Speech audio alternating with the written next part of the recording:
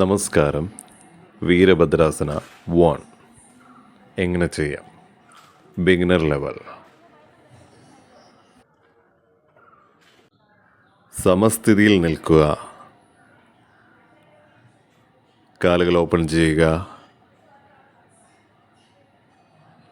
ഇടത് കാൽപാദം ഇടത് സൈഡിലോട്ട് ടേൺ ചെയ്യുക. വലത് കാൽപാദം 45 ഡിഗ്രി ആംഗിൾ. ബോഡി ഇടതുവശത്തേക്ക് ഫേസ് ചെയ്യുക. കൈകൾ റിലീസ് ചെയ്യുക. ഇടത് കാല് ബെൻഡ് ചെയ്ത് 90 ഡിഗ്രി വന്ന് കൈകൾ ഉയർത്തിക്കൊണ്ട് ശ്വാസം എടുത്തുകൊണ്ട് കൈകൾ ഉയർത്തിക്കൊണ്ട് വീരഭദ്രാസന. ബിഗിനർ ലെവലുള്ളവർക്ക് നോർമൽ ബ്രീത്തിലും ചെയ്യാവുന്നതാണ്.